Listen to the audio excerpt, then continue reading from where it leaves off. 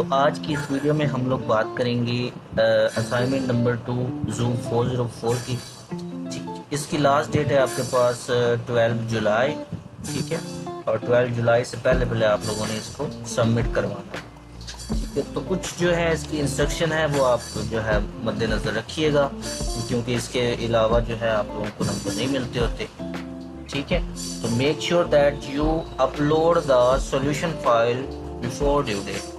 तो due date से पहले पहले आप लोगों ने इसको सबमिट करवाना है। ठीक है, जैसा कि मैंने आप लोगों को पहले कहा है, तो आप लोगों ने इसको ड्यू डेट से पहले पहले, यानी 12 है तो 12 से पहले आप लोग करवा दें। और इस पे जो है ग्रेस डे तो होता है, लेकिन आप लोगों ने जो है ना ग्रेस डे का वेट नहीं करना, तो आप लोगों ने इसको सबमिट करवा दें। ठीक है, अब जो सोल्यूशन गाइडलाइन है कि आपने अपना जो आंसर है वो किस तरह से प्रिपेयर करना है, किस तरह से आपने अपना सोल्यूशन जो है उसको सबमिट करवाना है, तो वो है कि please solve the equation on a plain paper. यानी आप लोगों ने एक प्लेन पेपर लेने, एक होता है ना वो लाइनिंग वाला, वो नहीं लेना, एक आपने प्लेन पेपर लेना, बिल्कुल साफ, लाइनिंग भी ना हो, कुछ भी ना हो, और एक लाइन भी ना हो, उर्दू वाली जो एक लाइन होती है वो भी ना हो, प्लेन पेपर हो आप लोगों के पास साफ।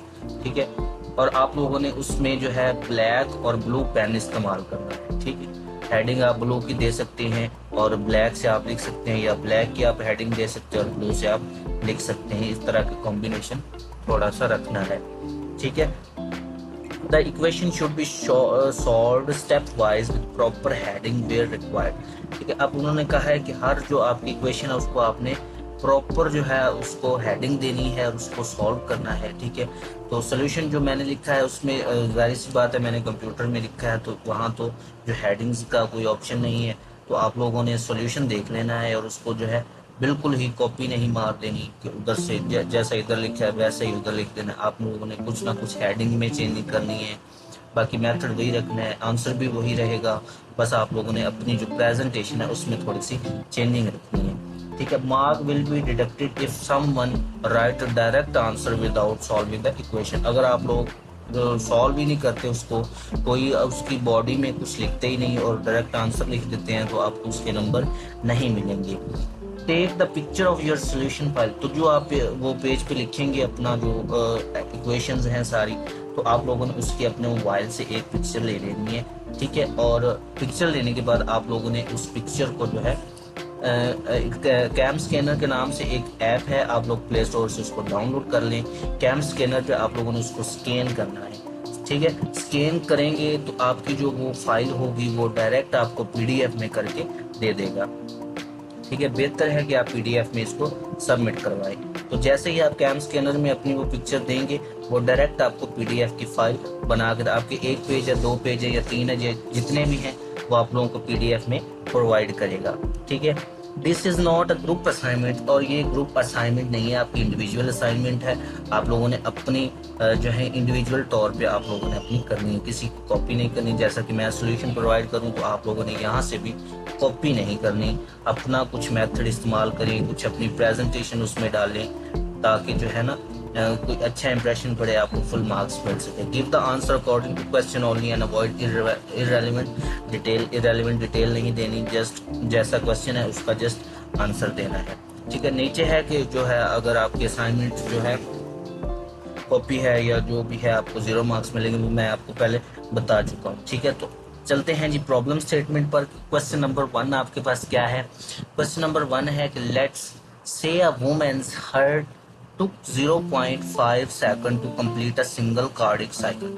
यानी एक वुमेन है जिसका हर्ट है, वो कर रहा है 0.5 सेकंड में एक कार्डिक साइकिल को, सिंगल कार्डिक साइकिल एक पूरा कर रहा है 0.5 सेकंड में। ठीक है, the stroke volume of heart was measured at 85 centimetre cube. ठीक है, तो जो वॉल्यूम है हर्ट का वो 85 सेंटीमीटर क्यूब है। ठीक है, तो हम लोगों ने क्या करना है, हम लोगों ने इसका क्या करना है, कैलकुलेट द कार्डिक आउटपुट हमने जो है कैलकुलेट करनी है। Convert your answer to decimetre cube. जो हमारे पास सेंटीमीटर क्यूब में जो आंसर आएगा उसको बाद में हम लोगों ने डेसीमीटर क्यूब में कन्वर्ट भी करना है। ठीक है, तो इसके 2 है पार्ट। अब चलते हैं हमारे क्वेश्चन नंबर 1 की तरफ, जो मैंने यहाँ पे आप लोगों के लिए प्रोवाइड किया है। ठीक है, तो हम लोगों ने क्या करना है, to calculate the cardiac output, यानी अगर हमें कार्डिक आउटपुट चाहिए, you need to multiply the stroke volume यानी SV। क्या करना है, to calculate the cardiac output you need to multiply the stroke volume SV, यानी SV जो स्ट्रोक वॉल्यूम है उसको हमने मल्टीप्लाई करना है किससे, हार्ट रेट से। ठीक है, हार्ट रेट से उसको मल्टीप्लाई करेंगे। The stroke volume is given as 85 centimetre cube, यानी कि हमें जो स्ट्रोक वॉल्यूम दिया गया है वो क्वेश्चन में कितना दिया गया है, 85 centimetre cube. And the time for a single cardiac cycle is 0.5, ये भी क्वेश्चन में आपको प्रोवाइड किया गया है। ठीक है, आप लोग देख सकते हैं क्वेश्चन में आप लोगों को ये दो चीज़ें प्रोवाइड की गई। अब हमने पहले हमें क्या मालूम होनी चाहिए, हमें सबसे पहले हमारे पास हार्ट रेट नहीं है, हमें हार्ट रेट मालूम करना ज़रूरी है। तो सबसे पहले हम लोग मालूम करेंगे हार्ट रेट। तो हार्ट रेट को मैं इधर ले आऊँगा, is equal to 1 time for a single cardiac cycle. ठीक है, तो स्ट्रोक वॉल्यूम हमने एक दफ़ा स्किप कर देंगे, उधर आएंगे। ठीक है, तो 1 time for a single cardiac cycle. ठीक है, अब heart rate is equal to हमारे पास ऊपर 1 है डिवाइडेड बाय 0.5, तो हमारे पास जो आंसर आएगा वो होगा 2 बीट पर सेकंड बीपीज।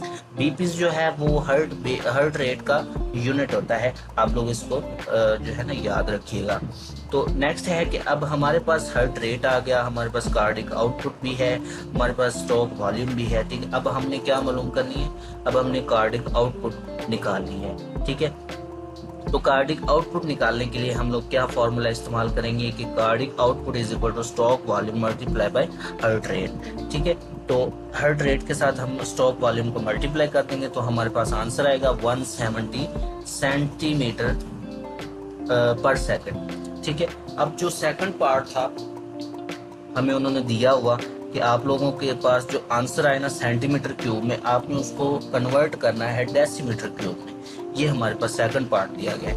ठीक है, अब आप लोगों को पता होगा कि डेसीमीटर क्यूब में कितने सेंटीमीटर होते हैं, यानी एक डेसीमीटर हो उसमें कितने सेंटीमीटर होंगे, तो उसमें 1000 सेंटीमीटर होते हैं। ठीक है, अब हमारे पास डेसीमीटर क्यूब है एक, हमारे पास जो सेंटीमीटर क्यूब होंगे वो होंगे 1000।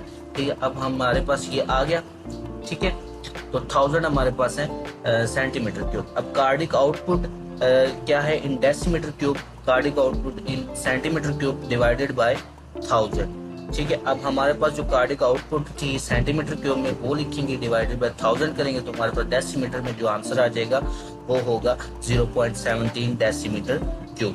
ये तो हो गए पहले क्वेश्चन का आंसर। ठीक है, अब ये आप लोगों का यहाँ पर आंसर आकर खत्म हो जाता है, यहाँ पर आप लोगों का काम खत्म हो जाता है। तो आप लोग नीचे क्या लिखेंगे कि therefore the cardiac output is 0.17 decimetre cube, यानी सेंटीमीटर था हमने उसको डेसीमीटर में करके दिखा दिया जी, हमारे पास ये जो होगा हमारा कार्डिक आउटपुट होगा। ठीक है, तो सेकंड क्वेश्चन जो है हमारी असाइनमेंट का वो है कि she runs a 400 metre race, यानी अगर वो औरत है और वो भागती है 400 मीटर रेस में, heart beat rate was measured at 115 BPM। ठीक है, तो जो उसका हार्ट रेट होगा वो कितना बढ़ जाएगा 115, and her cardiac output came out to be 9700 centimetre cube. ठीक है, तो हम लोगों ने क्या कैलकुलेट करना है, हम लोगों ने इसमें कैलकुलेट करना है कैलकुलेट द स्ट्रोक वॉल्यूम। हमने इसका स्ट्रोक वॉल्यूम निकालना है जी। ठीक है, दो हमें उन्होंने बता दिए, हार्ट रेट बता दिया, उसके बाद कार्डिक आउटपुट बता दिया। अब हमारे पास जो फार्मूला है वो सिंपल सा है कि cardiac output is equal two stroke volume multiply by heart rate. अब हमने क्या निकालना है, हमने स्ट्रोक वॉल्यूम निकालना है, तो स्ट्रोक वॉल्यूम उधर ले जाएंगे, कार्डिक मसल जो कार्डिक आउटपुट है वो डिवाइड कर जाएगी हार्ट रेट के साथ। तो जो है इसकी जो है इक्वेशन में हम वैल्यू पुट करेंगे, तो वैल्यू आपने पुट कर देनी है 115 बीपीज डिवाइडेड बाय 60 सेकंड। ठीक है, 60 सेकंड अब क्यों लगाया हम लोगों ने, 60 सेकंड इसलिए लगाया है कि आप लोगों को पता है 1 मिनट में कितने सेकंड्स होते हैं। ठीक है, तो आप लोग इस बात को जानते हैं। ठीक है, तो 60 सेकंड में पहले करेंगे तो आप लोगों के पास आंसर आ जाएगा 1.92 बीपीज। ठीक है, now you can calculate the stroke volume. अब हम लोगों ने पहले हार्ट रेट हमारे पास आ गया। ठीक है, दोनों क्वेश्चन में सबसे मेन चीज है कि सबसे पहले हम मालूम करते हैं हार्ट रेट। ठीक है, हर्ट रेट जो है हमने मालूम कर लिया है, हर्ट रेट हमारे पास आ चुका है 1.92 बीपीज। ठीक है, अब हम लोगों ने क्या करना है, स्टॉक वॉल्यूम मालूम करना है। ठीक है, फार्मूला वही रहेगा, लेकिन जो वैल्यूज़ है वो हम लोगों ने डाल देनी है। कार्डिक आउटपुट की जो वैल्यू है हम लोग लगा देंगे, उसके अलावा हमने जो हर्ट रेट अपना निकाला है हम लोग उसको यहाँ पर डिवाइड करवा देंगे। ठीक है, तो जब आप 9700 सेंटीमीटर क्यूब डिवाइडेड बाय 1.92 बीपीज करेंगे तो आप लोगों के पास आंसर आ जाएगा, stroke volume is equal to 5000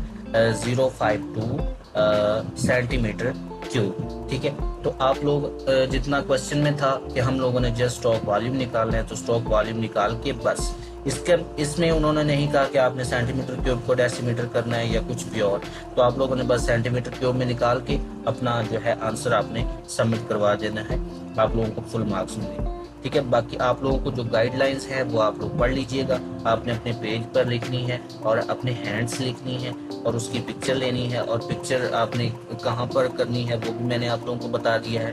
ठीक है, तो आप लोग अपनी जो असाइनमेंट है इसको बहुत अच्छे तरीके से करें, ज़्यादा मुश्किल नहीं है, आप लोगों को सोल्यूशन प्रोवाइड कर दिया है, आप लोगों के लिए आसानी होगी। ठीक है, तो मिलते हैं नेक्स्ट वीडियो में, तब तक के लिए खुदा हाफिज़।